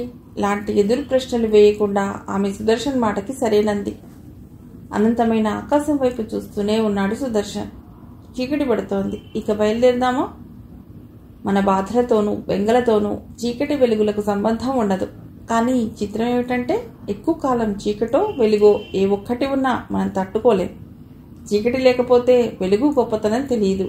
చీకటికి వెలుగుకి మధ్య ఎంత గాఢమైన సంబంధం ఉందో దివిజ ప్రశ్నకి సమాధానంగా సుదర్శన్ బదులిది. పార్కులో జనాలు పెరుగుతున్నారు. సుదర్శన్ ఏదో బాధపడుతున్న విషయం దివిజకు అర్థమైనా ఏమీ చేయలేకపోయింది. సుదర్శన్ మౌనంగా మారాడు. మౌనాన్ని ఛేదిస్తూ మాటలు ఎలా ఆరంభించాలో ఆమెకు తెలియలేదు. ఏళ్ల తరబడి ఉన్న అనుభవం ఏ మందు పూస్తే బాధ మటుమాయమవుతుందో సుదర్శన్కు నేర్పలేకపోయింది. ఏమ్మా, నిన్ను విసిగిస్తున్నాను కదూ? చచ్చా, వయసు వస్తున్నా బుద్ధి రాలేదు నాకు. ఈ విషయాలన్నీ చిన్నపిల్లల దగ్గర మాట్లాడకూడదన్న ఇంగిత జ్ఞానం లేదు. నేను అలా ఏమీ అనుకోవటం లేదు. మనసులో ఏముందో అది చెప్పడం మంచిదే, అది దాచడం కరెక్ట్ కాదు. ఒక్కోసారి చిన్న పెద్ద అని ఆలోచించకూడదు. మీరు చెప్పిందంతా విని నేను మీ సమస్యకు పరిష్కారం చెప్పలేకపోవచ్చు, కానీ ఇంకొందరి జీవితాల్లో ఇటువంటి సమస్య తలెత్తకుండా చూడగలను. ఎవరిదో ఎందుకు, నా జీవితంలోనే. సుదర్శన్ చిన్నగా నవ్వి ఎప్పట్లాగానే తన 4 పిల్లలు తనను ఎలా నిర్లక్ష్యం చేస్తున్నది మళ్లీ చెప్పనారంభించాడు. ఆయన చెప్పటం, ఆమె వినడం కూడా మొదటిసారి కాదు. గడియారం 4 చూపిస్తోంది. పెళ్లిళ్ల సీజన్ కావటంతో బ్యూటీ పార్లర్స్ అన్నీ కిటకిటలాడుతున్నాయి. పూల మార్కెట్ కూడా జనాలతో రద్దీగా ఉంది. దివిజతో పాటు ఇంకో 2 అమ్మాయిలు చకచకా మెహందీ వేస్తున్నారు. అరబిక్, గుజరాతీ, రాజస్థానీ ఇలా రకరకాలు ఎవరికి నచ్చిన డిజైన్లు వారి వారి చేతుల్లో కొలువు తీరుతున్నాయి. కొంతమంది మగువలు పెళ్లి కూతురి అలంకరణ కోసం వచ్చిన వారైతే మరికొందరు అతిథులుగా వెళ్లేందుకు ముస్తాబు చేయించుకునేవారు. అందరినీ డీల్ చేసి పంపించేసరికి 8 గంటలైంది. ఈరోజు మొత్తం 10 మందికి పెట్టావు అని భవ్య అందరికీ డబ్బులు ఇచ్చేశాక దివిజకి డబ్బులు ఇచ్చింది. షాపింగ్ ఉంది, తోడొస్తావా? డబ్బులు సెటిల్ చేశాక భవ్య దివిజన్ అడిగింది. సరే పద, వస్తాను, నాకు కూడా షాపింగ్ ఉంది. ఏం కొనాలి? అమ్మకి నాన్నకి బట్టలు కొనాలి. ఏమిటి విశేషమా? అంటే అమ్మ వాళ్ళ పెళ్లి రోజు వస్తోంది, అందుకని. నిన్ను చూస్తే ముచ్చటేస్తుంది. పెళ్ళైతే ఇలాంటి ఆనందాలేవీ ఉండవు. అదేంటి, ఆనందం అంటే ఎప్పుడూ ఒకేలా ఉంటుంది కానీ పెళ్లికి ముందు ఒకలాగా పెళ్లి తర్వాత ఒకలాగా ఎలా మారుతుంది? భవ్య దివిజ కేసు ఒకసారి ఎగాదిగా చూసింది. ఆమెకి అర్థమై మాట్లాడుతుందో వేళాకోళంగా అంటుందో అర్థం కాక మాట్లాడుతుందో తెలుసుకుందామని. ఏమిటి అలా చూస్తున్నావు? అనుమానంగా అడిగింది దివిజ. వేళాకోళమా? అంది భవ్య. ఛా, అదేమీ కాదు. మరి నువ్వన్నది అలాగే ఉంది. నిజంగానే అడుగుతున్నాను. అమ్మా నాన్నల దగ్గర ఉన్నంతకాలం యువరాణుల్లా ఉంటాం. అత్తగారింట్లో అడుగుపెట్టిన వెంటనే దాసీలైపోతాం. అదెలా? కనుబొమ్మలు చిట్లించి ఆశ్చర్యంగా అడిగింది దివిజ. నువ్వు తెలిసి అంటున్నావో తెలియకంటున్నావో అర్థం కావట్లేదు. అయినా సరే చెప్తాను. అత్తమామల వల్ల, భర్తల వల్ల, సమ్ టైమ్స్. నా విషయంలో మాత్రం మా అత్తమామల వల్లే. ఏంటది? ఏముంది? నా పొడ వాళ్ళకి అస్సలు గిట్టదు. గిట్టలేదు కూడా. వాళ్ళ అబ్బాయి పెళ్ళయ్యాక కూడా వాళ్ళ చుట్టూనే తిరుగుతూ ఉండాలని వాళ్ళ ఫీలింగ్. ఇంకా చిన్నపిల్లవాడికి చెప్పినట్టు ఆయనకి ఆ పని ఈ పని చెప్తూనే ఉంటారు. ఆయన రాగానే నన్ను వెళ్ళనివ్వరు. మా అత్తయ్యో మామగారు వెళ్ళిపోయేవారు. ఎప్పుడైనా నాకంటూ ప్రత్యేకంగా ఏదైనా తీసుకొస్తే వాళ్ళకి నచ్చేది కాదు. అన్నిటికీ షేరింగ్. అబ్బా, తట్టుకోలేకపోయేదాన్ని. దివిజకి భవ్య కంఠంలో ఉన్న ఏహ్యభావం స్పష్టంగా అర్థమైంది. ఆమె భవ్యకేసి విచిత్రంగా ఒకసారి చూసి, ఉండేవారు, నచ్చేది కాదు, తట్టుకోలేకపోయేదాన్ని అంటున్నావు. ఇదంతా పాస్టా? పాస్టే. ప్రజెంట్లో కూడా అలాంటి సత్తాయింపు ఉంటే చచ్చేదాన్ని. గతం, వర్తమానం ఏమిటిదంతా? నాకు క్లియర్గా చెప్పు. ఇప్పుడు నేను ఆయన విడిగా వచ్చేసాం. భవ్య అలా చెప్పగానే, టు బీ ఫ్రాంక్, నాకు నువ్వు చేసిన పని నచ్చలేదు అంది దివిజ. ఏ, నేను చేసిన తప్పేమిటి చెప్పు. చెప్తాను కానీ అది తప్పు అని నేను అనలేదు. నాకు నచ్చలేదు అన్నాను, అంతే. భవ్యకి ఎక్కడలేని చిరాకొచ్చింది. అయినా దివిజ చెప్పటం ఆపలేదు. నువ్వు వాళ్ళ ఇంటికి వచ్చి కొన్ని రోజులైనా కాకుండా వాళ్లనే తప్పుబట్టావు. మొదటి నుండి వాళ్లకున్న అలవాట్లను వాళ్ళు ఎలా వదిలిపెట్టగలరు? ఎన్నో ఏళ్ల బంధం, అందులోనూ పేగు బంధం. ఆ కన్నతీపిని దూరం చేసుకుంటూ వాళ్ళు తనను నీకు దగ్గర చేయలేరు కదా. నేను అలా దూరం చేసుకోమనలేదే. కానీ నువ్వంటున్నది అలాగే ఉంది. భవ్య మొహం పక్కకు తిప్పుకుంది. నేను ఇలా ఫ్రాంక్గా చెప్పడం నీకు నచ్చకపోవచ్చు, కానీ ఆలోచించు. నువ్వు ఇంటికి కొత్తగా వచ్చి కొత్తగా మాట్లాడుతూ వాళ్ళని అడ్జస్ట్ చేసుకోమంటూ కొడుక్కి ఎదురుపడినంత మాత్రాన, నీతో పాటు వాళ్ళకి కూడా ఇంపార్టెన్స్ ఇవ్వాలి అనుకున్నంత మాత్రాన వాళ్ళు చెడ్డవారైపోతారా? నీకు ఇప్పుడు లెక్చర్ ఇచ్చేందుకు నా సమస్య బాగానే ఉంటుంది. నీ దాకా వస్తే కానీ తెలియదు. దివిజ కొద్దిగా కూడా ఆలోచించకుండా తననే తప్పుపట్టడం ఆమెకు నచ్చలేదు. నువ్వు హర్ట్ అయ్యావు. నా సంగతి పక్కనుంచితే నా పెళ్లి సంగతి ఎలా ఉన్నా మీ అత్తమామల వయసు వచ్చాక కానీ నేను చెప్పిన మాటల్లో నిజం నీకు అర్థం కాదు. I felt sorry. నీకంత టైం అవసరం అవుతున్నందుకు అని ఆలోచించకుండా తడుముకోకుండా చెప్పేసింది దివిజ. భవ్య ముఖంలో రంగులు మారాయి. ప్రసాదం తీసుకురా అని గట్టిగా పిలిచాడు చక్రధర్ భార్యని. ఇదిగో వస్తున్నా అంటూ వచ్చింది సౌభాగ్య. అలా అంటూనే ఉండటం కాదు, త్వరగా రా, అవతల టైం అయిపోతోంది. అవతలే కదా నాన్న, యువతల కాదుగా. ఇదిగో ఈ తిక్క మాటలకు ఫుల్ స్టాప్ పెట్టి దేవుడికి దండం పెట్టుకో, బాగా రాయాలని అన్నాడు పూజగదిలో దేవుడి మందిరం ముందు నించుని చేతులు జోడిస్తూ. దివిజ తండ్రి చెప్పినట్లు చేసింది. దివిజ ఎగ్జామ్స్ బాగా రాయాలి తండ్రి అని మనసులోనే కోరుకున్నాడు చక్రధర్. దివిజ ఏవీ కోరుకోలేదు, ఉత్త దండమే పెట్టుకుంది. ఏంటి ప్రసాదం తీసుకురమ్మంటే తయారు చేస్తున్నావా? త్వరగా రా అన్నాడు గట్టిగా. వస్తున్నాను, ఎందుకంత కంగారు అంటూ సౌభాగ్య పక్క గదిలో నుండి వచ్చి దివిజ చేతికి ప్రసాదం ఇచ్చింది. ఇప్పుడు నాకు నీతో మాట్లాడేంత టైం లేదు, వెళ్ళొస్తాను అని చెప్పి దివిజను తీసుకుని బయలుదేరాడు చక్రధర్. వస్తానమ్మా, బాయ్ అని చెప్పింది దివిజ. చక్రధర్ బైక్ మీద ఎక్కించుకుని దివిజను తీసుకువెడుతున్నంతసేపు ఎగ్జామ్ ఎంత జాగ్రత్తగా రాయాలో చెప్తూనే ఉన్నాడు. నానా, ఎగ్జామ్ సెంటర్కి వచ్చేశా. చక్రధర్ చూసుకోకుండా ముందుకు వెళ్ళిపోవటంతో గట్టిగా అంది. చక్రధర్ బైక్ ఆపి ఒక పక్కగా పార్క్ చేశాడు.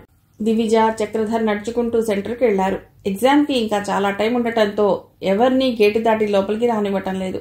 ఎగ్జామ్కి చాలా మంది వేరే ఊరు నుండి కూడా వచ్చారు. చూడు నాన్న, ఎలా నుంచోవలసి వచ్చిందో, సరిగ్గా టైంకి వస్తే సరిపోయేది అని గొడిగింది దివిజ.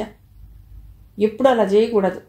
ఎగ్జామ్స్కి ఎప్పుడూ 1 గంట ముందే సెంటర్ దగ్గరికి రావాలి. అప్పుడు ట్రాఫిక్ టెన్షన్ లాంటివి ఉండవు అని క్లాస్ ఇవ్వటం మొదలెట్టాడు చక్రధర్. నాన్నా, ఇది మన ఇల్లు కాదు అంది సన్నగా. ఆమె మాటల్లోని భావం అర్థమై చక్రధర్ మాటలు తగ్గించాడు. చుట్టుపక్కల చాలా మంది జనాలు ఉన్నారు. అందరి చేతుల్లోనూ పుస్తకాలున్నాయి. అటు పేజీలు ఇటు, ఇటు పేజీలు అటు తెగదిప్పేస్తున్నారు. చివరి నిమిషంలో చదివితే ఏం గుర్తుంటుందో మరి, దివిజ మనసులో భావన. నాన్న, ఇక నువ్వు బయలుదేరు. నువ్వు వెళ్ళాక నేను వెళ్తా. పర్వాలేదు, నువ్వు వెళ్ళు నాన్నా. జాగ్రత్త, ఇంటికి తిన్నగా వెళ్ళు. ఇప్పుడు ఇలాగే చెప్తావు, ఎగ్జామ్ పూర్తయ్యేసరికి గేట్ దగ్గర ఉంటావు. నీకు ఇష్టం లేకపోతే రానులే. నాకెందుకు ఇష్టం ఉండదు, కానీ ఇక్కడ వదిలేసేలాగా ఇంటికి తిన్నగా వెళ్ళు అని చెప్తుంటే అన్నానంతే. సరేలే, జాగ్రత్త, ఇక నేను బయలుదేరుతాను అని ఆమె తండ్రి అక్కడి నుంచి బయలుదేరాడు. బ్యాంకులో రిక్రూట్మెంట్ కోసం ఎంట్రన్స్ ఎగ్జామ్ రాయడానికి వచ్చిన వారే అక్కడి వారంతా. మొదటి బ్యాచ్ కావటంతో కాస్త ఉత్సాహంగానే ఉన్నారు. దివిజ చేతులు కట్టుకుని అటు ఇటు చూస్తోంది. హలో దివిజ, ఎవరో ఒక తెలియని వ్యక్తి వచ్చి దివిజను పలుకరించాడు. ఎవరు మీరు? ఎదురుగా ఉన్న అతన్ని పరికిస్తూ అంది. నా పేరు యోగి, ఇది మీదే అనుకుంటా అంటూ ఆమె చేతికి ఒక చిన్న పౌచ్ ఇచ్చాడు. దివిజ వెంటనే చూసుకుంది. అది ఆమెదే, కానీ అతడి వద్దకు ఎలా వెళ్ళిందో అర్థం కాలేదు. ఇందాక మీరు బైక్ మీద పెడుతుంటే బ్యాగ్ నుండి కింద పడిపోయింది. మీ ఐడి ప్రూఫ్, హాల్ టికెట్ అన్నీ ఇందులోనే ఉన్నాయి. ఆమె ముఖంలోని భావాలు చదివినట్టుగా చెప్పాడు. అవును, చాలా థ్యాంక్స్. నేను బైక్ మీద మిమ్మల్ని ఫాలో చేస్తూనే ఉన్నాను. ఓవర్టేక్ చేయొచ్చు కదా అంది మామూలుగా. అవును, కానీ కావాలని చేయలేదు అని సన్నగా అన్నాడు. ఏదైతేనే చాలా thanks. You're welcome, all the best చెప్పాడు. థ్యాంక్ యూ అని ఊరుకుంది. అతడు వెనక్కి తిరిగి దివిజను చూస్తూనే బైక్ని చేరుకుని ఆమె తన వైపు చూడకపోవడంతో బయలుదేరి వెళ్ళిపోయాడు. చాలాసేపటి వరకు దివిజ బయటే గడపవలసి వచ్చింది. అందరూ ఒకేసారి లోపలికి వెళ్ళటం మొదలెట్టారు. దివిజ కూడా అందరితో పాటు తోపులాటల్లో తప్పుకుంటూ లోపలికి వెళ్ళిపోయింది. హాల్ టికెట్ నెంబర్ చూసుకుని దాని ప్రకారం ఆ గదిలోకి వెళ్ళింది. నెంబర్లన్నీ బెంచి మీద అతికించి ఉన్నాయి. తన స్థానంలోకి వెళ్ళి అక్కడ కూర్చుంది. ఎగ్జామ్ ప్రారంభమైంది. రాస్తుంటే టైమే తెలియలేదు. చూస్తుండగానే పరీక్ష సమయం మించిపోయింది. పేపర్ ఇచ్చి బయటకొస్తుండగా దివిజ అన్నట్లుగానే చక్రధర్ గేట్ వద్ద నిలబడి ఉన్నాడు. చాలా ఎక్స్పెక్టేషన్స్ ఉండి ఉంటాయి అని మనసులో అనుకుంటూ మూడీగా నవ్వింది తండ్రిని చేరుకుంటూ. మధుర్ మాట ఎలా ఉన్నా మాలతికి శశిని తన కోడలిగా చేసుకునే ఉద్దేశం బలంగా పాతుకుపోయింది. భర్త ఆఫీస్కి వెళ్ళిపోయాక ఆ సమయమంతా ఖాళీగా ఉండటం వల్ల మధుర్ పెళ్లి గురించి తప్ప ఇక వేరే ఆలోచన లేకుండా పోయింది ఆవిడకు. ఆ విషయంగా కార్తీకతో కూడా మాట్లాడాలనుకుంది. ఒకరోజు తీరిగ్గా కూతురికి ఫోన్ చేసినప్పుడు, నీతో చాలా రోజుల నుండి ఒక విషయం చెప్పాలని అనుకుంటున్నాను. రోజూ ఫోన్ చేసుకుంటూనే ఉన్నాం కదా మనం, ఎందుకంత ఆలోచన చేశావు అంటే విషయం అలాంటిది. ఏమిటో చెప్పమ్మా. మొన్న తాతయ్య ఇంట్లో శశిని చూసినప్పటి నుండి నాకు చాలా నచ్చింది. తనైతే అన్నయ్యకి అన్ని విధాలా ఈడు జోడు. కార్తీక కొద్దిగా ఆశ్చర్యపోయింది. తండ్రి వైపు వాళ్ల గురించి నేరాలు మాత్రమే చెప్పి తన తల్లి ఈరోజు ఇలా అత్త కూతుర్ని కోడలిగా చేసుకుంటానంటుంది ఏమిటా అని నివ్వరపోయింది. ఏంటి, ఏం మాట్లాడవు? నా సెలక్షన్ ఎలా ఉంది? ఇది నీ ఆలోచన మాత్రమేనా? ప్రస్తుతానికి నాదే. అంటే ఇంకెవరికీ చెప్పలేదా? లేదు, నిన్ను కూడా అడిగాక ఒక నిర్ణయానికి వద్దామని అనుకుంటున్నాను. నువ్వు అడగవలసింది నన్ను కాదు, అన్నయ్యని. ముందు వాడిని కనుక్కో. వాడిని అడుగుతాలే, మీ నాన్న ఏమీ మాట్లాడరు కదా, అందుకే మొదట నీతో చెప్పాను. ఆలోచనలో తప్పే ఉంది. మన అత్త కూతురు అన్నయ్యకి కూడా నచ్చితే అత్తతో కూడా మాట్లాడొచ్చు. మధుర్ నా మాట కాదనడు. అని చాలా నమ్మకంగా చెప్పింది మాలతి. కానీ కొడుకు మనసులో ఏముందో ఆమెకు తెలియదు. కార్తీకతో మాట్లాడడం అయిపోయినా కూడా మాలతి ఆలోచనలు శశి, మధుర్ చుట్టూనే పరిభ్రమిస్తున్నాయి. ఆమె కల వారి వైవాహిక జీవితం మాత్రమే కాదు, శశిని కోడలుగా చేసుకుంటే పెరిగే తమ హోదా గురించి. ఒక్కగానొక్క కూతుర్నివ్వటానికి తన ఆడబిడ్డ ఒప్పుకుంటుందా అన్న ఆలోచన హఠాత్తుగా ఆవిడ బుర్రని తొలిచి లోపలికి ప్రవేశించింది. వేసవికాలం ముగింపు సూచనగా శీతల పవనాలు వీస్తున్నాయి. తేమని మోసుకొస్తున్న గాలి స్పర్శ మృదువుగా ఉంది. వెలుగు చీకట్లకు బలాలు బలహీనతలు సమంగా ఉంటాయి. చూస్తూ ఉండగా తెల్లని ఆకాశం నలుపు రంగుని సంతరించుకుంటోంది. ఎండకు మాడి దప్పికగా ఉన్న నేల దాహం తీరే వేళ ఎప్పుడు అన్నట్టు ఆశగా ఎదురు చూస్తోంది. కాత్యాయిని ఒత్తులు చేసుకుంటూ భర్త వైపు చూస్తోంది. సుదర్శన్ బాధ ఏంటి, ఎందుకు అన్నది ఆవిడకు అంతుబట్టదు. ఆయన్ని అలా చూస్తూనే తన పని కొనసాగిస్తోంది. ఎందుకలా ఉన్నారు అని అడిగింది కాసేపటికి. నీకు ఈనాటికి వచ్చిందా ఈ అనుమానం అన్నాడు సుదర్శన్ నిష్ఠురంగా. ఎందుకు అలా నిష్ఠురాలు నూరుతారు? అడిగితే అడిగానంటారు, అడక్కపోతే ఎందుకు అడగలేదు అంటారు. మీతో ఎలాగండి వేగేది? నాతో వేగడం ఎందుకు, నీ పిల్లల దగ్గరికి గడిపో. సుదర్శన్ ముభావంగా కూర్చున్నాడు. కాత్యాయని ఆయన వైపు సూటిగా చూసింది. ఇదిగో ఇలా మాట్లాడితేనే నాకు కోపం వచ్చేది. ఎందుకండి నన్ను చంపుతారు? ఏమిటి, నేను నిన్ను చంపుతున్నానా అని కాస్త గట్టిగా అడిగాడు సుదర్శన్. మరి మీ ధోరణిని ఏమంటారు? పిల్లలు కావాలని మిమ్మల్ని తప్పించుకుని తిరుగుతున్నారా ఏమిటి? మీరు వయసులో ఉన్నప్పుడు మీ పనులతో మీ బాధ్యతలతో బిజీగా ఉన్నారు. ఇప్పుడు ఇది వాళ్ళు బిజీగా ఉన్న సమయం. మన చుట్టూనే కూర్చుని తిరగాలి అంటే కుదరదు కదా. కాలంలో ఎంతో మార్పు వచ్చింది, తరంలో ఎంతో మార్పు వచ్చింది. వాటికి అనుగుణంగా సాగిపోవాలి అంతే అని తనకు తోచిన విధంగా నచ్చజెప్పటానికి ప్రయత్నించింది. ఆయన గొంతులో ఆవేదన నిండి ఉంది. అది నీటి రూపం దాల్చి కళ్ళ వెంబడి రాలలేక మనస్సు పొరల్లో దాగుతూ కంఠాన్ని గద్గదమయం చేస్తుంటే, పేరుకి 4 బిడ్డలు రెక్కలు వచ్చిన వెంటనే ఎగిరిపోయారు. నాన్న నాన్న అంటూ పిలుస్తూ ఇన్నాళ్ళు నా వెనుకే తిరిగిన వాళ్ళకి ఈ నాన్న ఇప్పుడు ఒక్కసారి గుర్తురాడెందుకు? బరువనుకోకుండా మోశాను వాళ్ళని ఈ రెక్కల మీద. వాళ్ల పిలుపులు, చేష్టలు, గెలుపు, ఓటమి అన్నింటినీ గుండెల్లో దాచుకున్న ఈ కన్న తండ్రి వాళ్ళకి గుర్తురాడెందుకు? కాత్యాయనికి సుదర్శన్ని ఎలా సముదాయించాలో అర్థం కాలేదు. ఆమె అన్ని విధాలా భర్తకి అర్థమయ్యేలా చెబుతూనే ఉంది. అయినా సుదర్శన్ తిరిగి పిల్లల్ని గురించి ఈ విధంగా ఆలోచించటం ఆమెకు నచ్చడం లేదు. అలా అని సుదర్శన్ మీద గట్టిగా అరవలేకపోతోంది. అదేవిధంగా పిల్లలకి కూడా తమ తండ్రి మనోభావాలను వెల్లడించలేకపోతోంది. బాధ్యతలు నేర్పించి బరువు కాకుండా తప్పుకోవడమే నేను చేసిన తప్పు. నేను వాళ్ళకి ఒక్కసారి కూడా గుర్తుకురానా? ఏదో పేరుకి ఒక ఫోన్ చేస్తారు. వారి వద్దకు నన్ను రమ్మన్నారు, నా వద్దకు వారు రారు. నాకు తెలుసు వాళ్ళు పెద్దవాళ్ళు అయ్యారు అని, వాళ్ళకి ఎన్నో బాధ్యతలున్నాయని. అయినా కూడా ఎందుకో పెంచడం వరకేనా మన అవసరం? అంతకు మించి మనతో వాళ్లకు పనిలేనట్లు, వచ్చినప్పుడు కూడా ముళ్ళ మీద కూర్చున్నట్లుగా ఉంటారు. ఇంకా ఎన్నిసార్లు నేను చెప్పను? నీకు అర్థం కాదు నా బాధ ఏమిటో. ఏది ఏవైనా వాళ్ళకి మన అవసరం లేదు. మనం పెద్దవాళ్ళం, అలా అంటే ఎలా? అలా పిల్లలతో అన్నిటికీ పంతం ఎందుకు? ఇది పంతం కాదు, పెరిగిన మమకారం నశించిపోవటం. నేను నా తల్లిదండ్రిని ఇలా వదిలేయలేదు వీళ్లలాగా అంటూ వీధిలోకి వెళ్ళిపోయాడు. ఆకాశం మేఘావృతమైంది. సమయం వచ్చింది. నేల తల్లి ఆశగా చూస్తున్న చినుకు టప్ మంటూ ఎక్కడి నుంచో కిందికి జారింది. అప్పటిదాకా నేల ఎండిపోయిందేమో, చినుకు చిందగానే ఆవిరిగా మారిపోయింది. టప్ టప్ టప్ అని మొదలైన చినుకులు జలజలమంటూ రాలుతున్నాయి. హోరున వర్షం కురిస్తే గాని భూమి ఆవిర్లు చల్లారలేదు. అవునా, మధుర్కి ఇక్కడికి ట్రాన్స్ఫర్ అయిందా? అవునత్తయ్యా. ఈ విషయం తెలిస్తే మీ మావయ్య ఎంత సంతోషిస్తారో తెలుసా మాలతి? అవును, నేను ఆయన కూడా అదే అనుకున్నా. మంచి విషయం చెప్పా. ఇంతకీ ఎప్పుడూ వాడు ఇక్కడికి వచ్చేది? ఈ ఆదివారానికి అక్కడ ఉంటాడు. మంచిది, వాడికి పెళ్లి చేసేయాలత్తయ్యా. అవునమ్మా, మంచి అమ్మాయిని చూడాలి. శశి గుర్తుకురాదా ఈవిడకి? వేరే మంచి అమ్మాయి అంటుంది మనసులో అనుకుంది మాలతి. అదే అనుకుంటున్నా, సంబంధాలు చూస్తున్నా, మీరు కూడా చూడండి. తప్పకుండా. ఇంకేమిటత్తయ్యా విశేషాలు? కావాలనే మాలతి సంభాషణను పొడిగించే ప్రయత్నం చేస్తోంది.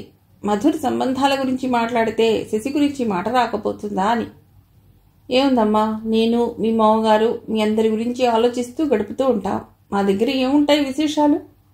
ఇదిగో విశేషం ఏమైనా ఉంటే ఇక నా మనవడి పెళ్ళే కావాలి. మీరు ఆ పనిలోనే ఉండండి, మేము అదే పనిలో ఉన్నాం. కాత్యాయనికి చాలా ఆనందంగా ఉంది. మనవడు పుట్టడం వరకే ఆవిడికి తెలుసు, కానీ ఆ మనవడు పెరుగుదల చూసింది లేదు. అంతేగాక తన భర్త కోరిక ఈ విధంగా నెరవేరుతుందని ఇంకా ఆనందంగా ఉంది. మనవడి రాకకై అన్ని ఏర్పాట్లు చేయాలని ఆరాటపడుతోంది. హోరున కురుస్తున్న వర్షపు శబ్దం చెవులను చేరుతూ నిద్రాభంగం చేస్తోంది. తడిసిన అందాలని చూడాలని ఆసక్తితో కిటికీకి దగ్గరగా వేసుకున్న మంచం మీద పడుకునే తలుపు తెరిచి చూసింది దివిజ. వానా వానా వల్లప్ప అంటూ వర్షంలో ఆడే పిల్లలా ఉంది ప్రకృతి. పరికిణి పావడా కట్టుకుని గిర్రున తిరిగే 16 ఏళ్ల పడుచు పిల్లలా ఉన్నాయి. విరబూసిన తెల్ల చేమంతులు, పచ్చ చేమంతులు, ఆకుల మీద పరుచుకున్న నీటి బిందువులు పడుచుపిల్ల బుగ్గ మీద స్వేద బిందువుల్లా ఉన్నాయి. కేరింతలు కొట్టే పసివాడిలా గాలికి ఊగుతున్నాయి మొక్కలు. చేతులను ఒకదానితో ఒకటి రుద్దుకుంటూ అదే చేతులతో చెంపలను రుద్దుకుని మంచం మీద నుండి లేచి కూర్చుంది. కిటికీ ద్వారా లోపలికి దూసుకువస్తున్న గాలి ఆమె వడలుని పులకించేలా చేస్తోంది. పరవశిస్తున్న ప్రకృతిని చూసిన ఆమె నిద్ర కువ్వ పిట్టలా ఎగిరిపోయింది. నెమ్మదిగా నడుచుకుంటూ ఆరు బయటికి వెళ్ళింది. తడిసిపోయి నానిన మట్టి మీద కాలు వేసి జారబోయి పక్కనే ఉన్న మల్లెపందిరిని ఆసరా చేసుకుని అడుగులో అడుగు వేసుకుంటూ వర్షంలోకి వెళ్లి చిన్న పిల్లల ఒక్కసారి గిర్రున తిరిగింది దివిజ. కాళ్లకు అడ్డం పడకుండా మ్యాక్సీని కొద్దిగా పైకెత్తి పట్టుకోవడంతో పాలరాతిలా మెరిసిపోతున్న ఆమె కాళ్లు, పాదాలు, వాటికి వన్నె తెచ్చే వెండి పట్టీలు స్పష్టంగా కనబడుతున్నాయి. ఆహ్లాదకరంగా ఉన్న వాతావరణం పెదాల మీద చిరునవ్వు చిందిస్తూ దివిజకు శుభోదయం పలికింది. అలా నవ్వుతూ కొద్దిగా వంగి తడిసిన తెల్ల చేమంతులను, పసుపచ్చ చేమంతులను ఆకులతో సహా కోసి సరాసరి తల్లిదండ్రుల దగ్గరకు వెళ్లి wish you happy wedding anniversary అంటూ పూలను తల్లిదండ్రులకు అందించింది. సౌభాగ్య, చక్రధర్ ప్రేమగా ఆమె తల నిమిరారు. ఇప్పుడే వస్తా అంటూ చెంగున లేచి లోపలికి వెళ్లి తను వాళ్ళిద్దరి కోసం కొన్న బట్టలు తెచ్చిచ్చింది. ఏమిటివి అని అడిగాడు చక్రధర్. తల్లి కోసం తీసుకున్న చీర, తండ్రి కోసం తీసుకున్న లాల్చీ పిజామా బయటపెట్టింది. ఎందుకు ఇవన్నీ అని కూతురి చుట్టూ లాలనగా చేయి వేసి అడిగింది సౌభాగ్య. ఏ మీకోసం నేను తీసుకోకూడదా అని అడిగింది దివిజ. తీసుకోవచ్చు, కానీ నువ్వు ఒక మంచి ఉద్యోగం చేసి తీసుకువచ్చి ఉంటే నేను చాలా ఆనందపడేవాడిని అన్నాడు చక్రధర్. నాన్నా సర్రున లేచింది దివిజ. సౌభాగ్య నవ్వుతూ ఎప్పట్లాగానే తండ్రి కూతుళ్ళనే చూస్తోంది. అంటే ఇప్పుడు నేను ఇవన్నీ దోపిడీ చేసి తెచ్చానా? నేను అలా అనలేదు కదా. అలా అనకపోయినా నీ ఉద్దేశం అలానే ఉంది. నా ఉద్దేశం నువ్వు సెటిల్ అవ్వాలని, కానీ నువ్వు దోపిడీలు చేస్తున్నావని కాదే. దివిజ వెంటనే మొహం ముడుచుకుంది. సౌభాగ్య వెంటనే కూతురి పార్టీలోకి వెళ్ళిపోయింది. మీరు దాన్ని ఏదైనా అంటే ఊరుకునేది లేదు అంటూ. దాన్నంటే నేనా? నిన్నన్నా ఊరుకోవు కదా. చక్రధర్ అలా అనేసరికి దివిజకి నవ్వాగలేదు. బాగుంది, ఇక్కడ నేనేగా మీకు కాని దాన్ని చిన్నబుచ్చుకుంటున్నట్టు నటిస్తూ అంది సౌభాగ్య. ఆ మాట నేనన్నానా చెప్పు అన్నాడు చక్రధర్.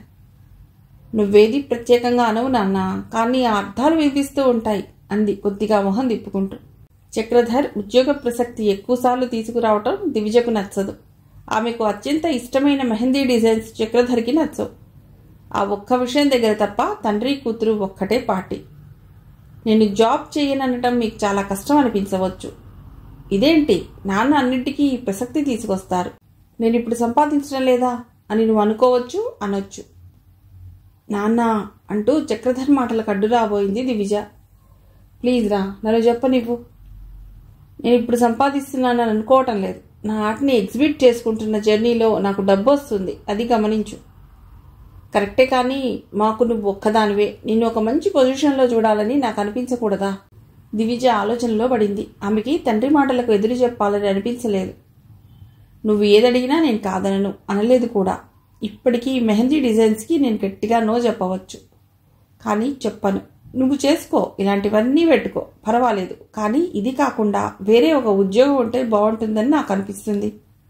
దివిజ, నేను నిన్ను కట్టడి చేయాలనుకుంటే చాలా విషయాల్లో నిన్ను ఆపొచ్చు, కానీ నేను అలాంటి వాడిని కాదు.